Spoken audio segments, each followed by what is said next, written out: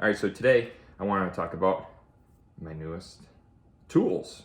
Okay. All right, so my Renpho stuff. Yep. So I don't know if you know this about me, but I tend to hyper focus on things and get excited about things. Yeah. No. Yeah. I never would have. What other things have I hyper focused on? Would you say? In a positive way? Yeah. You just get like into like Different gadget type stuff. like right now, you're Oh kind yeah, of the smoker. the smoker. Mm-hmm. It lasts about a week or so. Yeah. Yeah. This has been lasting a little longer. Yeah. Yeah. Yeah. All right. So what Renpho is I went on Amazon to look up a Bluetooth scale because I just wanted to be able to hop on it, have a Bluetooth connect to my phone, and log my weight. Yeah. Right. Wanted to give that a shot. So when I went on there, their Amazon choice was Renpho. Renpho. Renpho. So I ended up getting the Renpho Scale here, and it hooks up to your phone, and I just had it open here.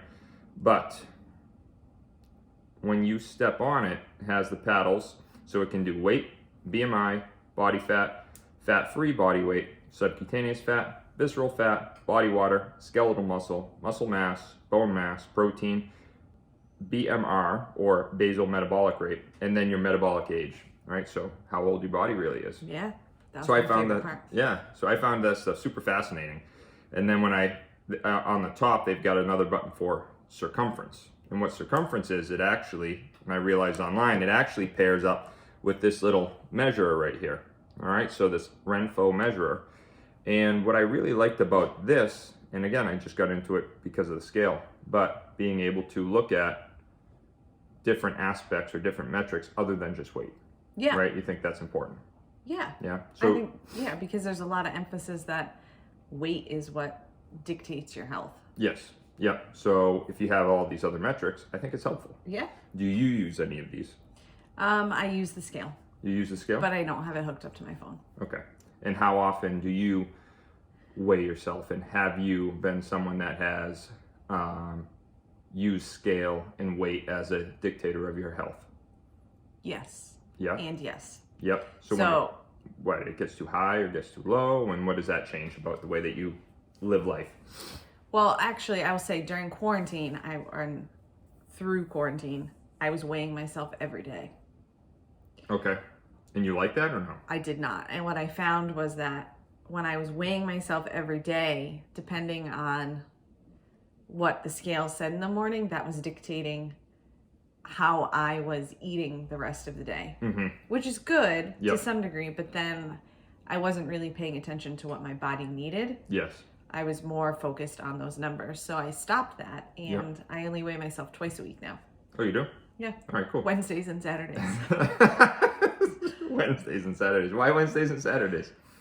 I don't know. They're like... So those are just the days? It's like the middle week. Like by Wednesday, we've started the week off pretty strong. Yep. And then... I see. By Saturday, I don't know. Cool. So I'm similar. Or I used to be. When I get on the scale, I'd see, I'm doing a good job. So then all of a sudden it'll change the way I eat. Yeah. Or I'm doing all these great things to improve my health. Step on the scale and I'm heavier. And I'm like, what the heck? That's not even worth it. But that's why this thing here, have you used this? You did. You used it on me initially when you first got it. Yeah. All right, cool.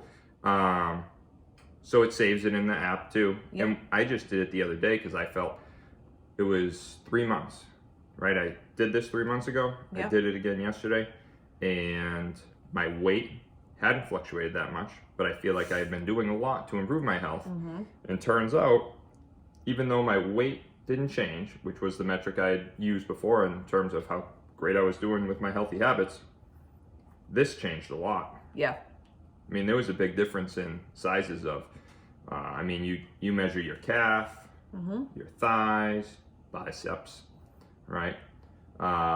Shoulders, neck, all of that stuff. And hip to waist ratio. So you do your bust, you do your abdomen, you do your waist and hips. And then it's interesting just to see that stuff change over time. Yeah. And I think that I've had a couple patients that have I've mentioned this to that really liked it and ended up getting it on their own, because I think that we all tend to have a metric or a thing that we look at that gives us validation on the tools that we're using, whether it's working or not. And I don't think that those are always really successful. No, and I think the scale can be very misleading. Very. Since I've changed my approach there, I've started to pay more attention to just like how I feel. Like I can always tell if we've overindulged or whatever. And, Yep.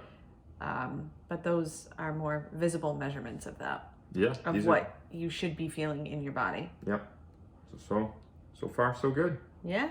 Did you redo your metabolic age? My metabolic age is 40. I thought it changed. Right now it's 40.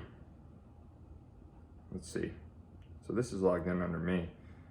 My metabolic age is, yeah, it went down to 40 because I was at 42. Oh, you were? Yeah. Well, that's 41, I good. think. Yeah. So it is. You just gave yourself 2 extra years Yeah. on your life. Yep. Well done. Thank you very much.